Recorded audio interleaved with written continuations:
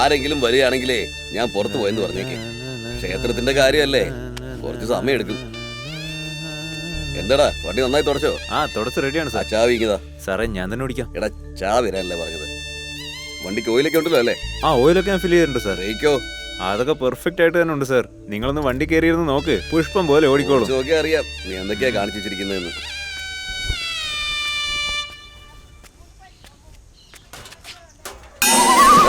നന്നായിട്ട് തുടച്ചു കഴിഞ്ഞിട്ടേ ആ കവറിട്ട് മൂടിയേക്കേ. ഡ്രൈവർ എന്നാ വിളിക്കുന്നത്. കാറിന്റെ ഡ്രൈവറാണോ സൈക്കിളിന്റെ ഡ്രൈവറാണോ എന്നാ പിടികിട്ടാത്ത. ഇതുവരെ കാർ ഓടിക്കേണ്ടി വന്നിട്ടില്ല. തുടച്ച് പെയിന്റ് പോയത് മാത്രം മിച്ചം. നമസ്കാരം.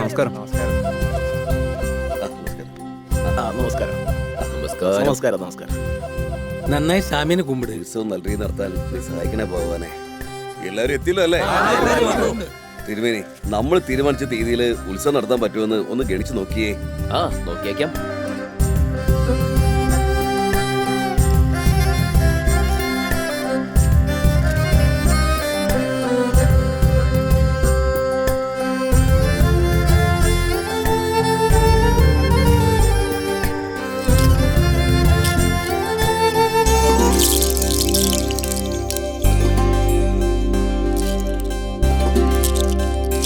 നല്ലതാണ് കാണുന്നത്.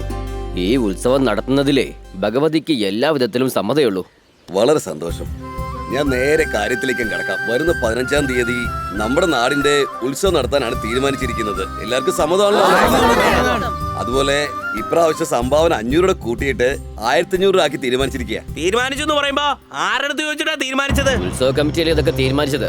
ആരുടെ ഉത്സവ കമ്മിറ്റി? 4 പ്രായമായത് 2 മരിക്കാൻ കിടക്കുന്നതാണ് ഉത്സവ കമ്മിറ്റി എന്ന് പറയുന്നത്. ഇതൊക്കെ സമ്മതിക്കാൻ പറ്റുമോ? മിണ്ടാതിരിക്കടാ. നീ എന്താ പറയുന്നത്? വേറെന്ത് പറയാനാ? പ്രായമായവരും മരിക്കാൻ പോയവരെ പറ്റിയാ പറയുന്നേ. കല്യാണം കഴിച്ചു കൊടുത്താ ഇപ്പൊ തന്നെ പെറാൻ പറ്റുമോ? ഞങ്ങൾ അക്കാലത്ത് ജീരക കഞ്ഞി കുടിച്ച് വളർന്നവരാ. നിങ്ങളൊക്കെ വിഷക്കഞ്ഞി കുടിക്കുന്നവരാ. ആ ചെറുക്കൻ വിവരമില്ലാതെ എന്തെങ്കിലും പറഞ്ഞെന്ന് പറഞ്ഞുകൊണ്ട് വിവരമുള്ള താൻ അവനോട് വഴക്കിങ്ങനെ പോയാലോ? എന്താടാ മൂത്തേ, നീ ഇപ്പൊ എന്താ ഈ പറഞ്ഞു വരുന്നേ? ഒന്നാമത്തെ ഈ നാട്ടില് വെള്ളവും മഴയോ ഒന്നും ഇല്ലാണ്ട് കഷ്ടപ്പാട് മാത്രമേ ഉള്ളൂ. ഒരാളും പണി ഇല്ലാണ്ടായി കിടക്കുന്നത്. എന്നിട്ടാ 500 കുരുമ കയറ്റി എന്ന് പറഞ്ഞ് ഞങ്ങളുടെ അടുത്ത് പറയുന്നത്. അതെ, കഷ്ടം ആർക്കല്ലാത്ത മുത്തുവോ. കൊല്ലത്തിൽ ഒരു തവണ ഉത്സവം നടത്തി ഭഗവതിയെ സന്തോഷിപ്പിക്കുന്നു. അതും ഇല്ലെങ്കിലേ ദൈവകോപം ആയേക്കും. ഓ, നിങ്ങളുടെ സന്തോഷത്തിന് പൈസ ചോദിച്ചിട്ട് ദൈവമാന്ന് പറഞ്ഞാ ഞങ്ങൾ മിണ്ടാണ്ട് എടുത്ത് തരും. എന്താ മൊത്തം ഇത്? എന്ത് പറഞ്ഞാൽ എന്തിനാ മുടക്കം പറയുന്നേ? ഉത്സവം എന്നാൽ നല്ലതുപോലെ കച്ചവടം വരും. നമ്മുടെ സ്വന്തക്കാരെയും കാണാൻ പറ്റുമല്ലോ. ഈ നാട് തന്നെ സന്തോഷത്തിലായിരിക്കും. ഉണ്ടാക്കിയെടുക്കും തന്റെ കടയ്ക്ക്. അത് മാത്രമല്ലേ, അതുകൊണ്ടല്ലേ താനീ പറയുന്നത്. എടോ മൂത്തേ, സംഭാവനയാണ് നിന്റെ പ്രശ്നമെങ്കിലേ നിന്റെ കാശോട് ഞാൻ അടച്ചോടാ. എന്റെ കാശ് അടയ്ക്കാൻ താനാരടോ? ഉത്സവം നിർത്തിയിട്ട് മര്യാദക്ക് പണിയെടുക്കണോ? നീ ആരടോ ഉത്സവം നിർത്താൻ പറയാൻ? അക്കാലത്ത് ഞങ്ങളുടെ മുത്തശ്ശൻ ഇങ്ങനെയാണ് സാമി കുമ്പിടണമെന്ന് പറഞ്ഞു വളർത്തിയതാ. അങ്ങനെയുള്ള വംശത്തിൽ ജനിച്ച നീ ഉത്സവം നിർത്താൻ പറയാ? നീ ആരാ? സാമിയോട് തെറ്റ് ചെയ്യാൻ പാടില്ലടാ. അടിച്ച് നോണപ്പല്ലെടുത്ത് കളയും. വായ്മുടാ. ഓ, ഞാൻ വാ മൂടിക്കോളാവേ. നിങ്ങൾ ഇത് കൊണച്ചോണ്ടിരുന്നോ? ഉത്സവം നടക്കാത്ത രീതിക്ക് ഞാൻ ചെയ്തേക്ക് നോക്ക്. മുത്തേ, നീ വലിയ ആളാണോടാ? പൂസാണെങ്കിൽ എന്ത് വേണമെങ്കിലും സംസാരിക്കാവോ? ഇരിക്കണോ അവിടെ? വേണ്ട ഗോപി, ഇതൊക്കെ നിനക്ക് ആവശ്യമില്ലാത്ത പണിയാ. ഞാൻ പറഞ്ഞോണ്ടിരിക്കണേ. വേണ്ട, ഒരു കമ്മിറ്റി കൂടി അവിടെ 4 പേരും 4 വിധത്തിലേ സംസാരിക്കുകയുള്ളൂ. അതിനല്ലേ എല്ലാരും വിളിച്ചു ചേർത്തിരിക്കുന്നേ എന്നും പറഞ്ഞുകൊണ്ട് അടിയുണ്ടാക്കാണോ വേണ്ടത്? ഇതേ നോക്കേ, ഇനി ആരും ഒന്നും സംസാരിക്കണ്ട. തീരുമാനിച്ച തീയതിയിൽ ഉത്സവം നടന്നിരിക്കും.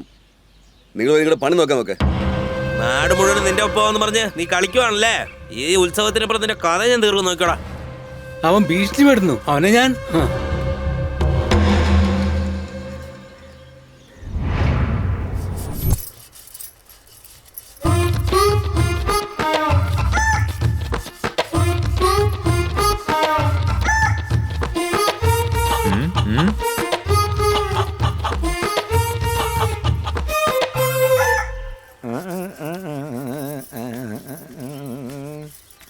മോനെ മോനെ. എന്താ ചേട്ടാ, എങ്ങനെയുണ്ട് നമ്മുടെ പണി? എന്താടാ ചെക്കൻ ഉണങ്ങിയത് വെച്ച് ചിരട്ടിക്കൊണ്ട് നന്നായിട്ട് കുഴച്ചെടുത്തിട്ട് വലിച്ചിട്ട് അടിച്ചുവിടാ. ഇപ്പൊ തന്നെ അടിക്കും, നോക്കിക്കോ. എന്താടാ ഇങ്ങനെ കുഴഞ്ഞോണ്ട് പോണത്?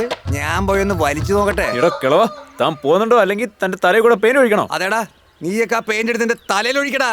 എടാ, ഒരു കാലത്ത് ചുണ്ണാൻ പഠിക്കാനായിട്ട് ഞാൻ സൂപ്പർ സ്റ്റാർ ആയി. അതെ അതെ, എല്ലാ കിളവന്മാരും ഇത് തന്നെയാ പറഞ്ഞോണ്ടിരിക്കുന്നത്. നല്ല മൂഡിലായിരുന്നു. ഇയാള് വന്നതെല്ലാം കുളമാക്കി. സാമിക്ക് 2. നന്ദിനിയുടെ പേരിൽ 2. നന്ദിനിക്ക് 2. എനിക്ക് 2 എഴുതിക്കോ. ചേച്ചി മോൻ വന്നിട്ട് 3 കൂറിന് പറഞ്ഞിട്ടുണ്ട്. പിന്നെ കാശ് നിങ്ങളടുത്ത് മേടിക്കാൻ പറഞ്ഞു. അത് കൊള്ളാം. കഷ്ടപ്പെട്ട് ചെയ്യാൻ ഞാനും എല്ലാം വന്ന് എടുത്തോണ്ട് പോവാൻ അവൻ ഒരുത്തനും. എന്താ കഥ? ഇതാ കാശ് മേടിച്ചോ അമ്മാവാ? ദേ നോക്ക്, കഴിഞ്ഞ വട്ടത്തെ പോലെ മൂത്തതും മുറിച്ചതും ഒന്നും കൊണ്ടുവരണ്ട. മനസ്സിലായല്ലോ നിനക്ക്? ശരി ചേച്ചി, ചെറിയ കുട്ടിയെ നോക്കി പിടിച്ച് നല്ല ഇറച്ചി തരാം. പോയിട്ട് വാ. അതെ അതെ, എല്ലാ വർഷവും ഇത് തന്നെയാ പറയുന്നത്. അവൻ ഈ നേരത്തെ എവിടെ പോയി മലമറിക്കുകയാണോ ആവോ?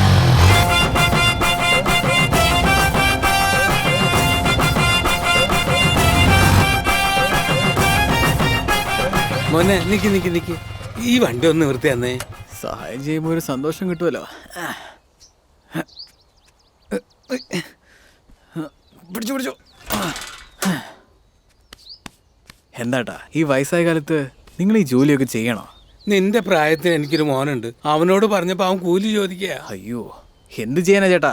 5 പേരിലും ഒരേപോലെ ഇരിക്കുവോ? ശരിയാ മോനെ പറഞ്ഞത്. മോന്റെ പേരെന്താ? ഒരു പേരിലൊക്കെ എന്തിരിക്കുന്നേട്ടാ?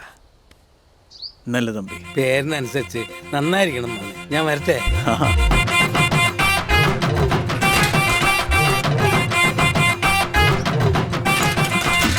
എന്താടോ വേളവാ, താനെന്താ കാശ് തരാതെ പോകുന്നേ? എന്ത് കാശാ? എന്താടോ കത്തി കാണിച്ച് കാശ് ചോദിച്ച പോലെയാണല്ലോ പേടിക്കുന്നേ. ചാക്ക് കയറ്റി വെക്കാൻ പറഞ്ഞില്ലേ, ഇപ്പൊ കാശ് താ. ഇതൊരു സഹായല്ലേ മോനെ? നിനക്കാണത് സഹായം, പക്ഷെ എനിക്ക് അതൊരു ജോലിയാ. ചാക്ക് കയറ്റി വെക്കാൻ പറഞ്ഞില്ലേ, ഇപ്പൊ കാശ് എന്നിട്ട് പൊക്കോ. കളിക്കല്ലേ മോനെ? എന്ത് കളിക്കുവാണെന്നാ? ഡോ, ഈ മുതലാളിമാരെ തന്നെ ഇങ്ങനെയാണോ? എന്നാ ചെയ്ത ജോലിക്കൊക്കെ കൂലി വന്നിരിക്കുന്നത്? എന്താടോ മുതലാളി എന്നുള്ള അഹങ്കാരത്തിലാണോ സംസാരിക്കുന്നത്? തൊഴിലാളി വർഗം തല ഉയർത്താൻ ശ്രമിച്ചാലുണ്ടല്ലോ പിന്നെ ആർക്കും ഞങ്ങളെ അനക്കാൻ കഴിയില്ല. തൊഴിലാളി ഐക്യം സിന്ദാബാദ്, തൊഴിലാളി ഐക്യം സിന്ദാബാദ്, തൊഴിലാളി ഐക്യം സിന്ദാബാദ്. എടോ കൊമ്പം മീശേ സിന്ദാബാദ്, തൊഴിലാളി ഐക്യം സിന്ദാബാദ്. ഡോ മീശേ, എന്താണ് നോക്കി നിൽക്കുന്നേ? രണ്ടിലൊന്ന് തീരുമാനിച്ചിട്ട് പൈസ എന്നിട്ട് പോടോ. നീ എടുത്തോ, സന്തോഷമായിട്ട് ജീവിക്കേ. നീ രാഷ്ട്രീയത്തിലേക്ക് പോവാണെങ്കിൽ ഭയങ്കരമായിട്ട് നന്നാവും.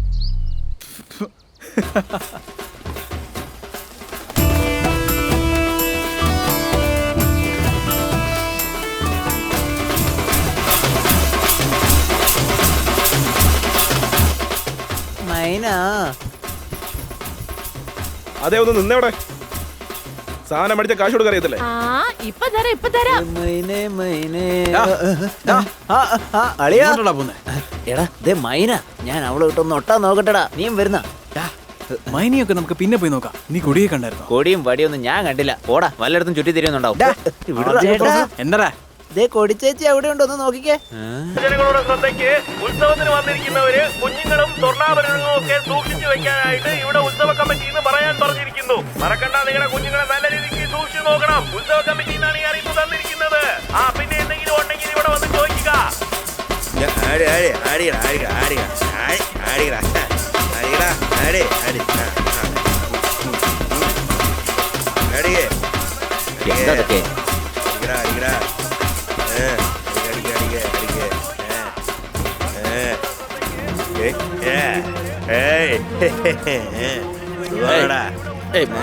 വേണ്ടടാ, ഞാൻ പറയുന്നത് കേട്ടോ. ഒക്കെ അവിടുന്ന് ദൈവദോഷം ഉണ്ടാക്കണ്ട.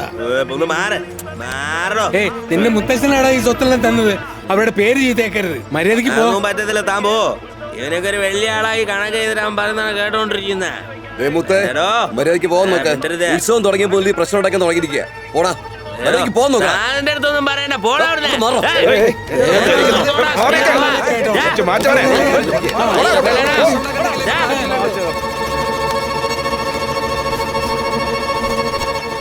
അതെ, നിങ്ങൾ വാ.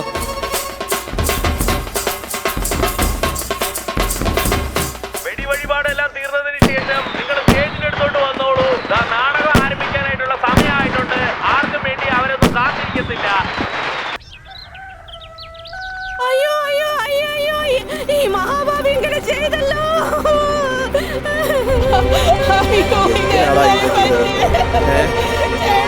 നല്ല കാര്യം ഉണ്ടായിരുന്നു.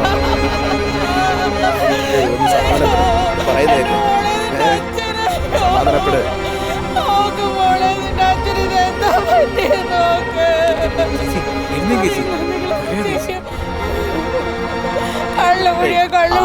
പറയാറില്ലേ? ഇപ്പൊ നോക്കിയേ, ഞങ്ങളെ വിട്ടിട്ട് പോയി. ഇനി ഞങ്ങൾക്ക് ആരുണ്ടോ? അയ്യോ,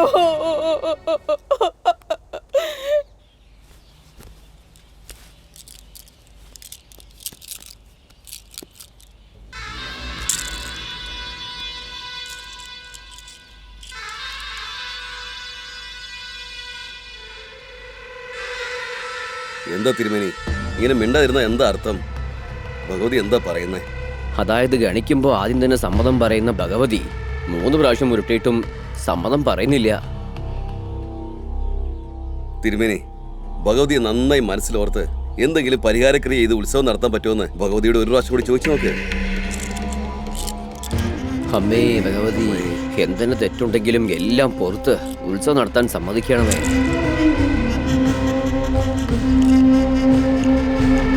ഇത് നടക്കുന്ന എനിക്ക് തോന്നുന്നില്ല. തെറ്റ് തന്നെയാ. ഇത് എന്തൊരു കഷ്ടമാണ്. അവൻ വേണമെന്ന് വിചാരിച്ച് കുടിച്ച് അത്തേനെ ഉത്സവം നടത്താൻ പറ്റുമോ? സ്വന്തം ബന്ധുക്കളായ കുട്ടി മക്കളോട് കൂടി കഞ്ഞി കുടിക്കാൻ വന്ന് നിൽക്കുന്നു. ഉത്സവം നടത്തില്ലെന്ന് പറഞ്ഞാ? നോ മാമ, മരിച്ചുപോയ മുത്ത് നിന്റെ കൂട്ടുകാരന്റെ മകനാ, എനിക്ക് മാമനാ. സ്വന്തവും ബന്ധമൊക്കെ മറന്നിട്ട് വായി തോന്നിയൊക്കെ പറയുവാ.